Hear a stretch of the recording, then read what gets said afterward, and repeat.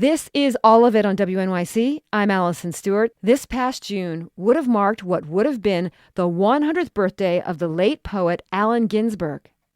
Ginsberg was a key part of the Beat movement, made up of a group of anti-establishment artists. Ginsberg's first book, Howl and Other Poems, was published in 1956. It established him as an influential voice for young Americans disillusioned after the Second World War. Howl also led Ginsberg to fame, largely because the poem became the subject of a landmark obscenity lawsuit. The verdict supported the First Amendment, and it marked a big win in the fight against creative censorship. To learn more about Ginsberg's life, we spoke with Iris Silverberg. He's a literary agent and editor who studies the Beat generation. Ira wrote an article in Rolling Stone called Allen Ginsberg, the Queer Poet Who Changed America. A heads up, you'll hear listener calls during this conversation, but this is an encore broadcast, so we can't take your calls live today. Ira told me about Ginsberg's teenage years growing up in Paterson, New Jersey, during the Second World War, and how witnessing the war informed his artistic sensibility. I think for a lot of Jews who were here in the States, it was a very complicated time. The marginalization that took place was not healthy for a lot of people. Yeah. They were other and continue to be other. And I think Allen's family, being socialist communist, also were othered in a capitalist environment. So the war is viewed as specious, as kind of an imperial or capitalistic endeavor. And Allen was one of these people who did not think in the same terms that the rest of the people thought about. He wasn't thinking about boundaries. He wasn't thinking about he was born of a kind of different spirit and thought of things in much broader terms. And I think politics was really, really important to him. But he saw through politics. And, if Allen were alive today, I think he would love what's going on because it's havoc. And from havoc, beauty is found. And he was never really an anarchist, but there's a kind of very anarchic spirit to his essence. His mother dealt with mental health struggles. Do we see that in his work? Oh, well, Kaddish is all about Naomi and Naomi's death and Naomi's going to the sanitarium in and out and in and out. And it is, looking back, it's kind of a landmark book in terms of talking about mental health, something that has been taboo, stigmatized for so long. And also, especially for Jews, it was like before Philip Roth, we had Allen Ginsberg talking about something that Jewish families did not want to talk about. And he was beautifully blatant in terms of the portrayal of her pain and her insanity, and it's a really poignant book. I mean, it happens to be poetic, but it's also a beautiful portrait of a family dealing with something that is not written about enough. Ginsberg took issue with mainstream culture post-World War II, and he became one of the early figures of the Beat movement. Tell me about that moment in cultural history. What were they pushing back against? We'll look at New York. People left the city. They left the boroughs to go to Nassau County. They eventually went to Suffolk County, or they went from Westchester to Putnam. They had this idea that they could get out of this tight urban environment and find something: freedom, land, work. It didn't quite work out that way, exactly. The money is still concentrated in one place. The middle class didn't do so well. They got pushed out.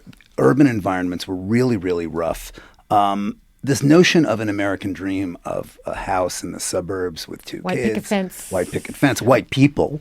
Let's go there. I mean, it was a very racist kind of setup, and I mean, just even zoning in those days was, there was all kinds of redlining. And Allen kind of looked around and said, "What the hell is this?" Because it was all about money, and it was not about spirit. And I think what we saw was the marginalization of already marginalized groups. And it just, everyone went to the fringes. There was a kind of domestic core of an upper middle class Christian society that knew better than everyone else. And it's the same as today, It's exactly the same as today. And the work seems more prophetic than ever, because what you're looking at is Allen understood that power existed with a certain kind of moral core. And that doesn't cut it when you're living on the outside of that power. And he was really just kind of, in his own way, somewhat of a libertarian, but a kind of, how shall I rephrase this? His spirituality is something that was greater than politics. And I think Allen had faith in humanity, and that humanity could come together and solve problems. I mean, in 1968 at the Chicago Democratic Convention, he owned, which is brilliant because it's about bringing people together. It's about the vibration. And we're getting back to that place again. That harmonic convergence that took place between then and now, it seems fairly relevant. You said that he sort of operated outside of politics? Yeah, he responded to things. He was not okay. actively political in so far as he was not getting involved in local. Here in New York, it's very easy to get involved in local politics, and we've just had a very exciting time in the city. So it's that wasn't his thing. He was more responsive and reactive, but he understood inherent issues. He understood who was being cut out and why.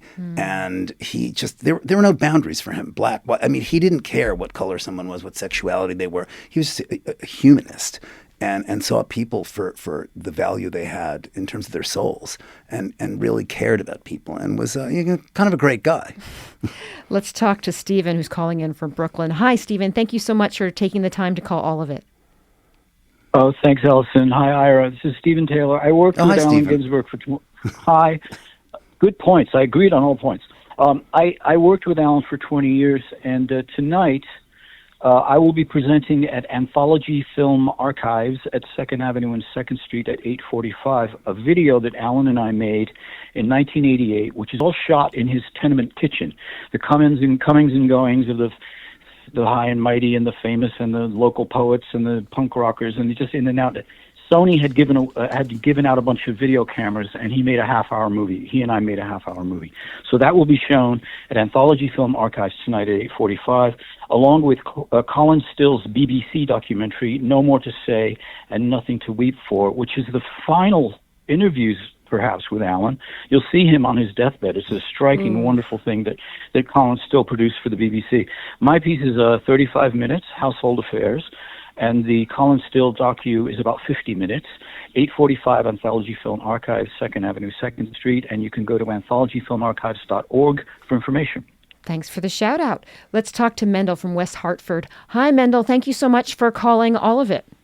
Hey, thank you, Allison. In 1994, I was living in Boulder, Colorado, and my friend Kent Henriksen, who is a popular artist in New York and around the world, we bought him tickets to Fallen Angels, and it was the Beat Poets, and Allen Ginsberg was there, and Kent would sit there and play Allen Ginsberg forever, and had a little record there where he scratched and he was painting, and it was magical and beautiful.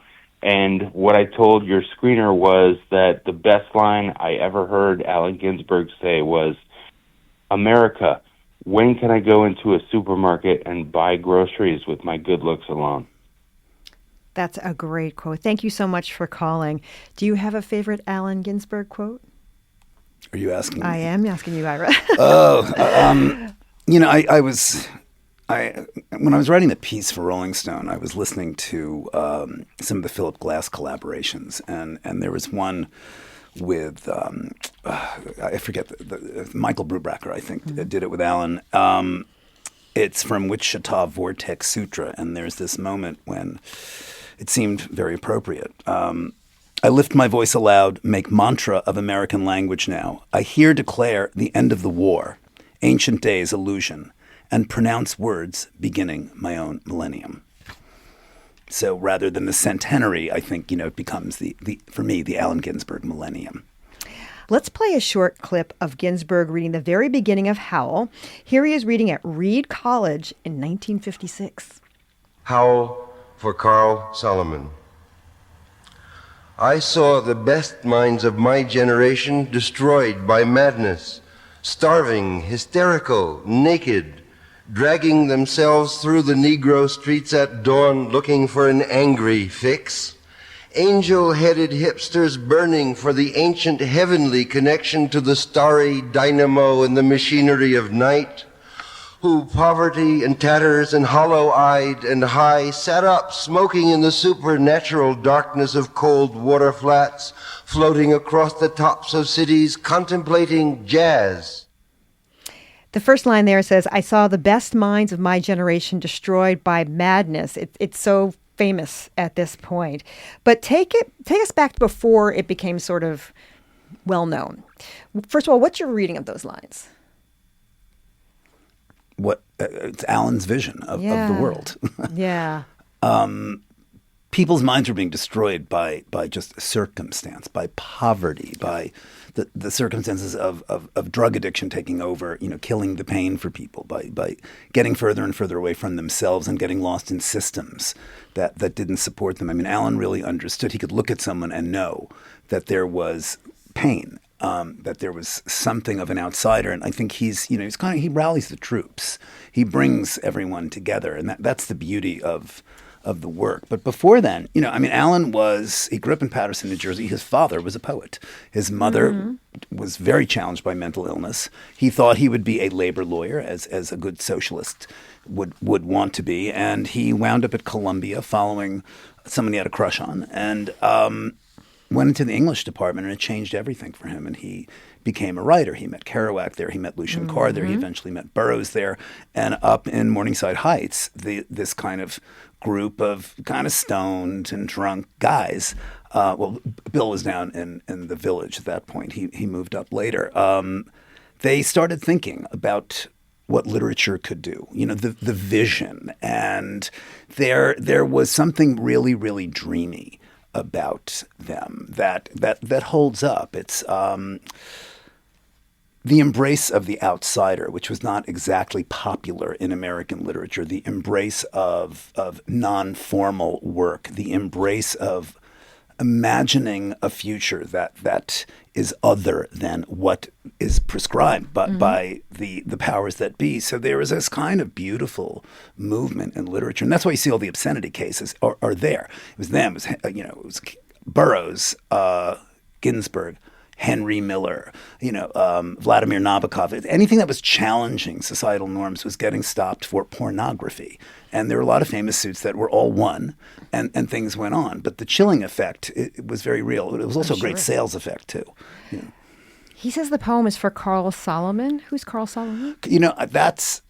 Carl Solomon was a friend of Alan's, and I don't have the whole history. And I'm not even going to go there because I'm not the historian. But Carl was behind the scenes and very helpful in terms of getting Burroughs published, his first book, Junkie, and there's a lot of history there.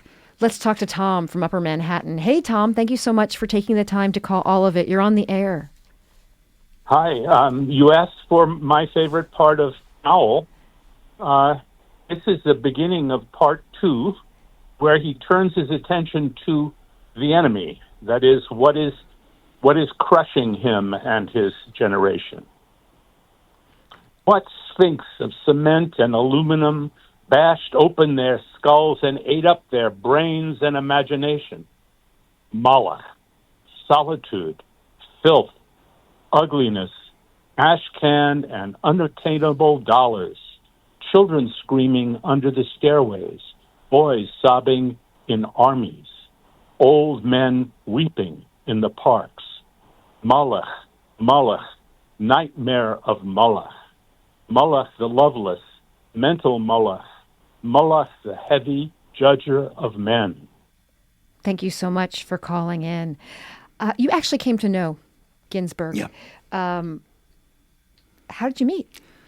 I was living with Burroughs's amanuensis, his manager, and it's just all extended family. It's machatonim, as we would say in Yiddish. So Alan was, that was the other branch of the family. And Alan, I lived out in Kansas for a couple of years and would go out to Kansas regularly after I moved back for events, when there were things going on. And Alan would stay with William. So I got to know Alan here and there. And I went to Naropa for a couple of summers when William would teach there. So I saw him in action. At first when I was 19, the first summer I was at Naropa, and it was the 25th anniversary of the publication of On the Road. And it was amazing. These people came out of the woodwork. who people like Edie Kerouac, who was one of the early girlfriends of Jack back in the 40s uptown, surfaced, and a lot of people surfaced. It was kind of fascinating. Leary was there, and Ram Dass was there. I mean, it was a harmonic convergence in many ways, and you saw that was Alan's power, was to bring people together to celebrate a moment in literature. And make it bigger than just Jack Kerouac, because he brought in the women who had slept with and written about Kerouac, because Kerouac was seen as very macho, and Alan wanted to balance everything out. So I saw him in action, which was great, and he was shrewd and honest at once, and available. I also, I have friends who studied with him at Brooklyn College. He taught there for many years. Sapphire and Paul Beatty, both. I love Paul Beatty. Yeah, were with Allen Ginsberg when they were doing their MFAs. And at some point I asked Sapphire, I'm like, how is it? She said, no, he's great. Because the two, they're both really tough people in some ways. And very, I mean, she's got her way of presenting. He has his, and they were great. And Paul had a good time with Allen. It was wonderful to know that he was available in a certain way. And it was great that he was teaching at a public university. He lived life as a gay man before Stonewall. What was the shape of his life? What was his life like that he could live with such openness? It started that way. I mean, Alan was kind of rubbing up against his father's leg, much to his father's discomfort as a young man. I mean, he understood his body was attracted to other male bodies. And he wasn't ashamed in quite the usual way. He just went with it and owned it, and was, he didn't have sex, I think, until he was probably, late teens. But he knew who he was, and just accepted that this is who I am. And it was, kind of really a natural transition into, I'm just Allen Ginsberg. It doesn't matter if I'm gay or I'm straight. This is who I am.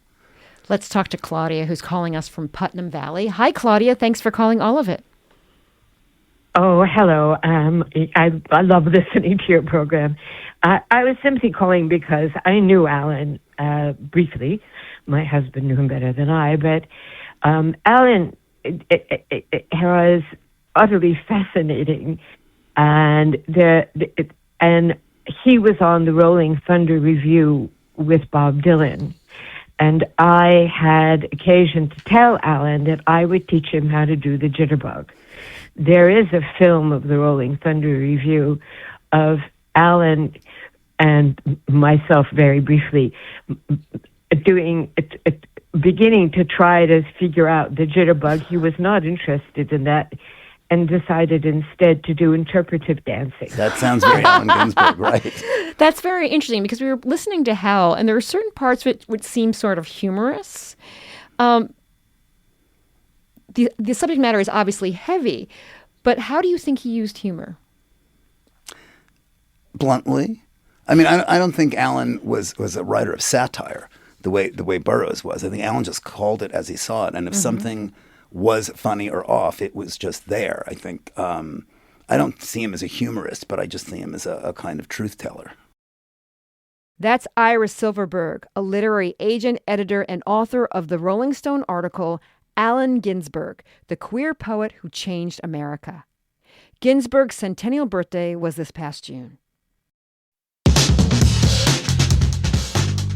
Our Poetry Hour finishes with a new documentary about Mary Oliver. The film is called Saved by the Beauty of the World, and it premieres on PBS tonight.